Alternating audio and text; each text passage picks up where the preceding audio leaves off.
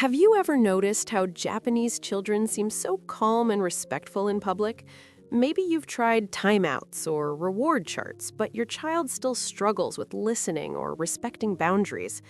What if I told you that Japanese parenting isn't about strict control? It's about raising children who want to do the right thing because they understand their role in the family. Welcome to Parenthood Unlocked. Today, we're diving into 7 Japanese parenting secrets that help raise respectful, self-disciplined children and how you can adapt these methods in your own home. Ready? Let's get started. Secret number 1, amai, the foundation of trust. In Japanese parenting, there's a concept called amai, which means allowing your child to depend on you completely during their early years. Japanese parents believe that children need to feel deeply secure and loved before they can develop independence and self-discipline. Here's what this looks like. Instead of pushing toddlers toward early independence, Japanese mothers stay physically close, respond immediately to their needs, and create an unbreakable bond of trust. This isn't spoiling, it's building emotional security. Why does this matter? When children feel completely safe and accepted, they naturally want to please their parents and behave in ways that maintain that harmony. They're not acting out to get attention because they already have all the attention they need. The key here is that deep trust comes first, and discipline becomes easier later because your child doesn't want to disappoint you. Secret number 2, teaching through observation, not lectures.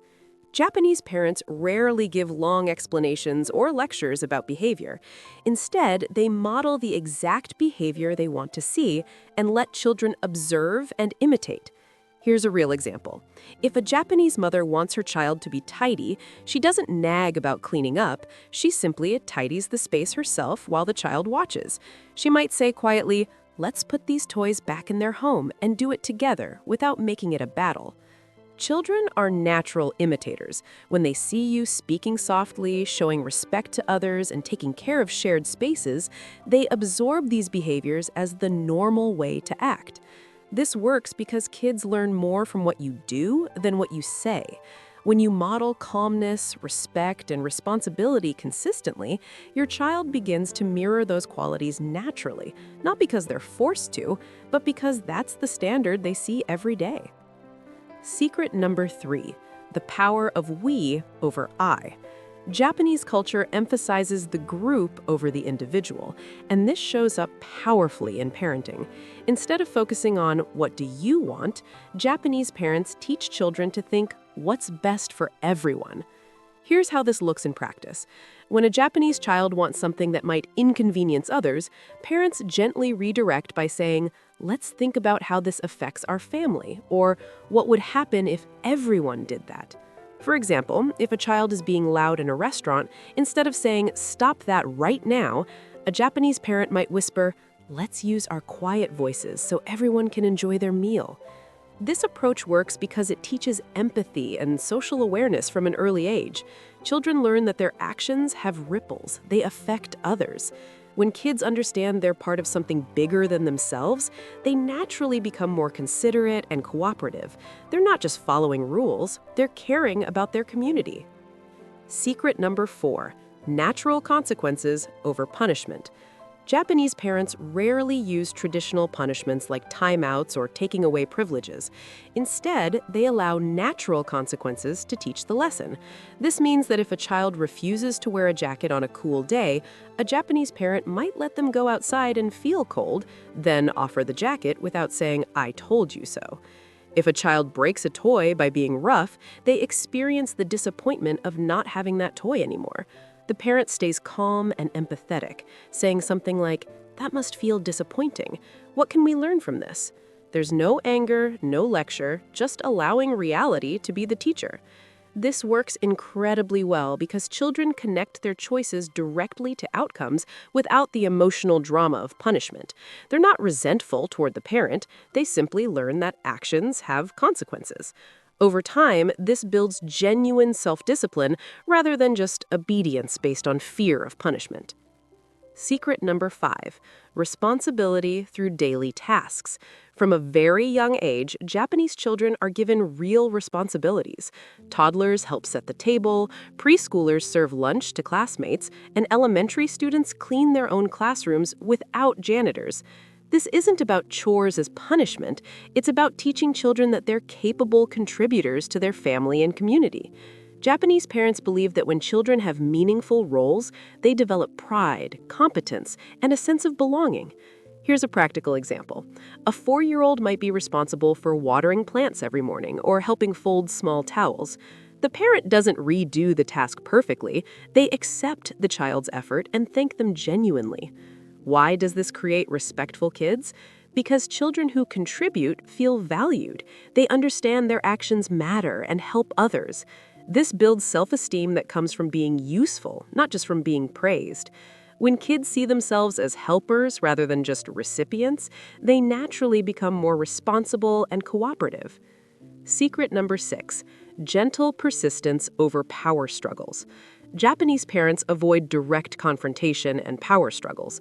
Instead of demanding immediate obedience, they use gentle, persistent guidance that respects the child's feelings while maintaining boundaries. Here's how this works.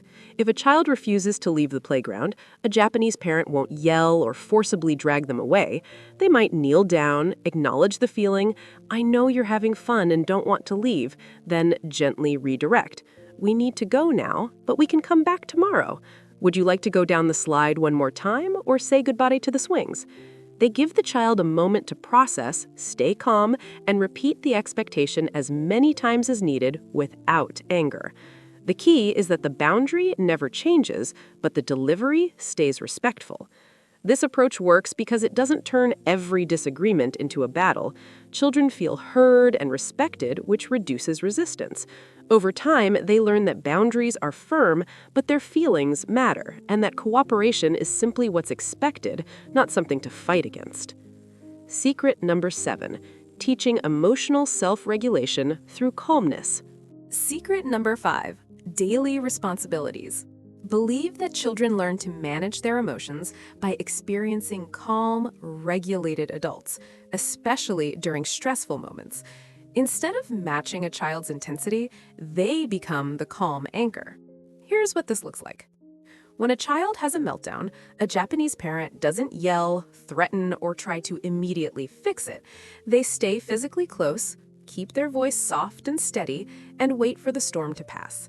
They might say quietly, "I'm here with you. Let's breathe together." They teach children that big emotions are normal, but we don't act on every feeling we have. The parent's calmness literally helps regulate the child's nervous system. Over time, children internalize this ability to pause and self-soothe. This is powerful because emotional regulation is the foundation of self-discipline. When children learn to manage their feelings without losing control, they can make better choices, listen to instructions, and handle disappointment, all the things we want in respectful, well-adjusted kids.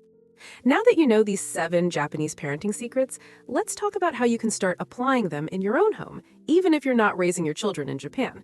The good news is you don't have to change everything overnight. Small, consistent shifts can make a huge difference. Here's how to get started. First, pick just 1 or 2 secrets that resonate most with your family's current challenges. If your child struggles with responsibility, start with secret number 5. Give them one small, meaningful task each day. If secret number 6, gentle persistence, power struggles are your biggest issue, focus on secret number 6 and practice gentle persistence. Second, model the behavior consistently. Remember secret number 2? Children learn by watching. If you want calm, respectful kids, you need to embody calmness and respect, especially during conflicts. Third, be patient with the process. Japanese parenting works because it's consistent over time, not because it gives instant results. These methods build character slowly and deeply, creating lasting change rather than quick compliance. Remember, every child and every family is different. You don't have to follow Japanese parenting perfectly. The goal is to adapt these principles in ways that work for your unique situation and culture. Maybe you're already using some of these secrets without realizing it. Or maybe one of these ideas is exactly what you needed to hear today. I'd love to hear from you. Which of these 7 Japanese secrets resonated most with you? Or do you have your own experiences with raising respectful, self-disciplined children? Drop a comment below and share what works for your family. Let's learn from each other. If you found this video helpful, make sure to hit the like button and subscribe to Parenthood Unlocked for more practical parenting strategies that actually work.